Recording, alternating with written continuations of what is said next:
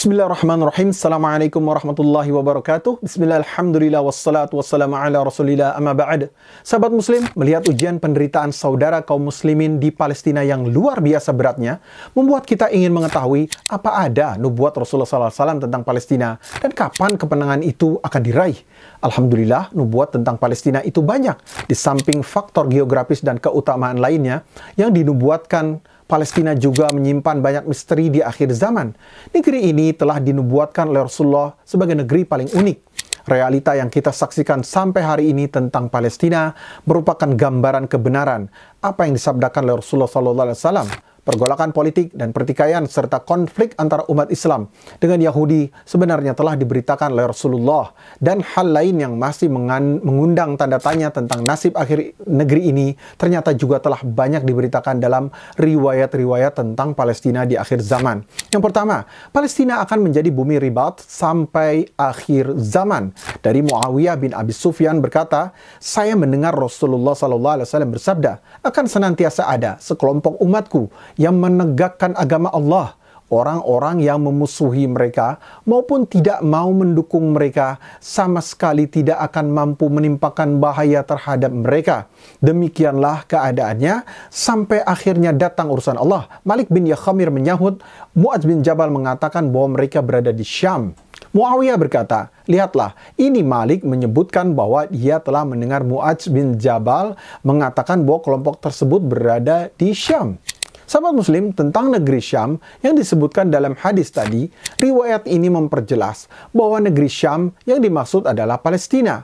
Hal itu sebagaimana yang disebutkan dari Abu Umamah. Dia berkata, Rasulullah SAW bersabda, akan senantiasa ada sekelompok umatku yang berada di atas kebenaran, mengalahkan musuh-musuhnya, dan orang-orang yang memusuhi mereka tidak akan mampu menimpakan bahaya terhadap mereka kecuali sedikit musibah semata. Demikianlah keadaannya sampai akhirnya datang urusan Allah. "Wahai Rasulullah, di manakah kelompok tersebut?" tanya para sahabat. Rasulullah menjawab, "Mereka berada di Baitul Maqdis dan serambi Baitul Maqdis." Maka berbagai pertanyaan yang terus menggelayuti benak setiap muslim. Mengapa konflik di Palestina dan pertikaian antara umat Islam dan Yahudi tak kunjung usai? Barangkali bisa dilacak dari sudut pandang takdir, bisa dijawab dengan hadis ini. Sungguh negeri Palestina tidak akan pernah sepi dari peperangan antara kaum muslimin dengan musuh-musuhnya. Juga sebagaimana yang disebutkan dalam riwayat yang tadi, musibah apapun yang ditimpakan oleh musuh-musuh Islam terhadap kaum muslimin di Palestina, hal itu tidak memberikan mudarat kecuali sedikit musibah. Maknanya bahwa sehebat apapun gempuran musuh yang ditimpakan terhadap umat Islam di Palestina, maka hal itu tidak akan pernah membuat komunitas di negeri itu lenyap. Ada semacam jaminan bahwa umat Islam di negeri itu akan tetap eksis dan jihad di negeri itu akan terus berlanjut sampai akhir zaman, sampai kaum muslimin berhasil mengalahkan Dajjal. Janji Rasulullah bahwa serangan musuh hanya akan menimpakan sedikit musibah atas mereka menjadi bisyarah atau kabar gembira bahwa negeri ini tidak akan pernah mampu ditaklukkan oleh musuh. Pasti akan selalu ada segelintir umat yang akan bertahan mempertahankan negeri ini. Yang kedua, Palestina akan menjadi bumi hijrah di akhir zaman. Nubuat lain yang juga menakjubkan adalah bahwa negeri Palestina ini akan menjadi bumi hijrah akhir zaman. Hal itu sebagaimana yang disebutkan dari Abdullah bin Amr bin As berkata, "Saya mendengar Rasulullah SAW bersabda akan terjadi hijrah sesudah hijrah. Maka sebaik-baik penduduk bumi adalah orang-orang yang mendiami tempat hijrah Ibrahim. Lalu yang tersisa di muka bumi hanyalah orang-orang yang jahat. Bumi menolak mereka, Allah menganggap mereka kotor, dan api akan menggiring mereka bersama para kera dan babi." Jika riwayat tersebut dikorelasikan dengan hadis lain yang menceritakan perjalanan Imam Mahdi dan kaum muslimin dalam memerangi musuh-musuhnya, maka boleh jadi nubuat tadi terjadi di masa Al-Mahdi. Hal itu sebagaimana yang disebutkan dalam sebuah riwayat Rasulullah SAW bersabda, Allah memberitahukan kepada Isa dengan firman-Nya, "Tiada seorang pun yang mampu melawannya, karena itu bawalah hamba-hambaku yang baik-baik ke gunung Tur." Lalu Allah membangkitkan dan mengutus Ya'juj dan Ma'juj. Mereka segera datang dari seluruh tempat yang tinggi. Gunung Tur, sebagaimana yang termuat dalam riwayat tadi, merupakan bagian dari negeri Syam. Meskipun ia tidak berada tepat di dalam Palestina, tapi wilayah tersebut masih masuk dalam bagian negeri hijrahnya Nabi Ibrahim di Syam. Wallahu a'lam. Yang ketiga, Palestina akan menjadi tempat tegaknya khilafah di akhir zaman. Nubuat lain yang disebutkan oleh Rasulullah adalah bahwa Palestina akan menjadi salah satu tempat tegaknya khilafah di akhir zaman. Hal itu sebagaimana yang disebutkan bahwa Abdullah bin Hawalah al-Ajdi berkata, Rasulullah mengutus kami untuk mencari harta rampasan perang dengan berjalan kaki. Namun kami kembali pulang tanpa membawa hasil sedikit pun.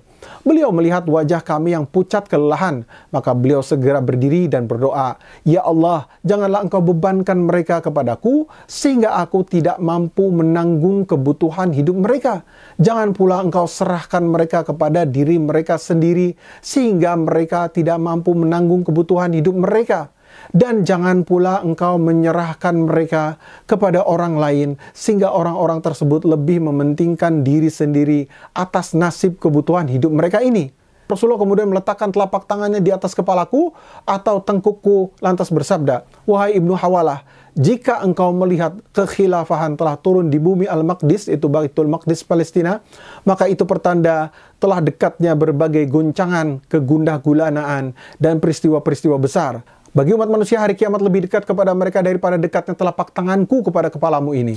Jika merujuk pada riwayat yang menyebutkan penaklukan kaum muslimin di akhir zaman, maka kemungkinan tegaknya khilafah di bumi Baitul Maqdis itu terjadi di zaman Al-Mahdi.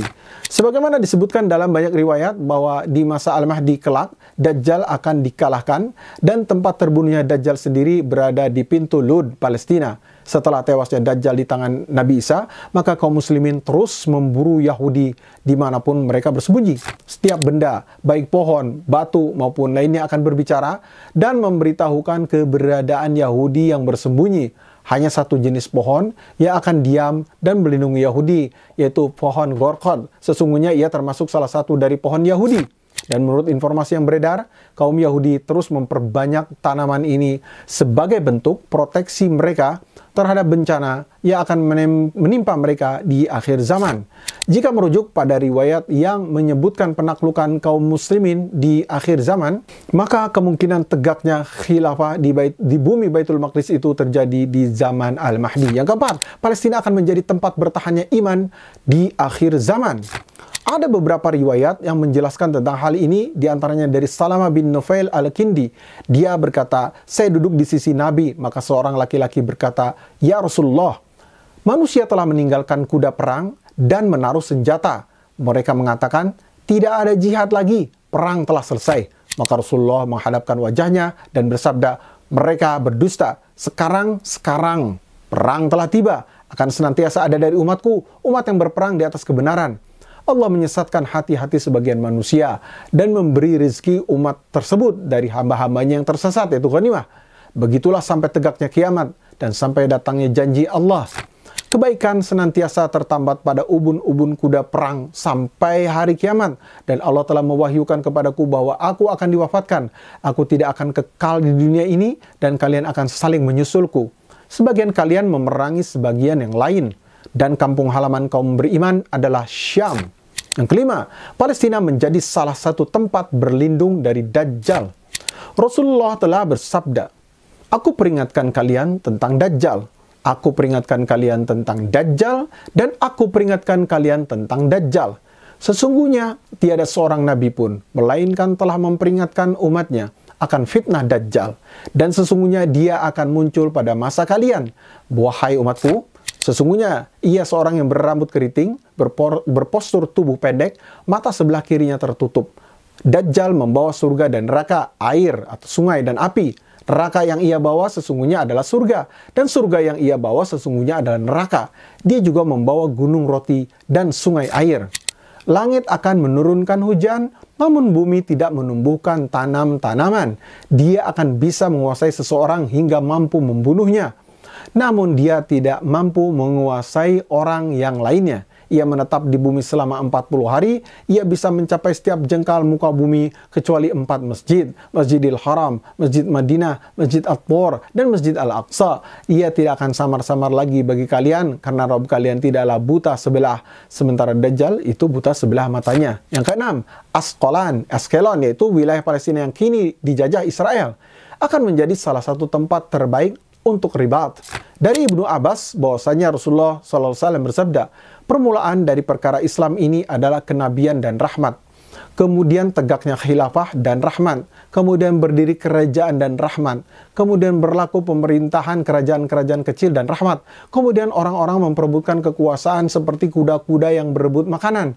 Maka pada saat seperti itu, hendaklah kalian berjihad. Sesungguhnya jihad yang paling utama adalah ribat. Dan sebaik-baik ribat kalian adalah di Asqalan. Demikianlah sahabat muslim, semoga bermanfaat. Barakallahu fikum. Assalamualaikum warahmatullahi wabarakatuh.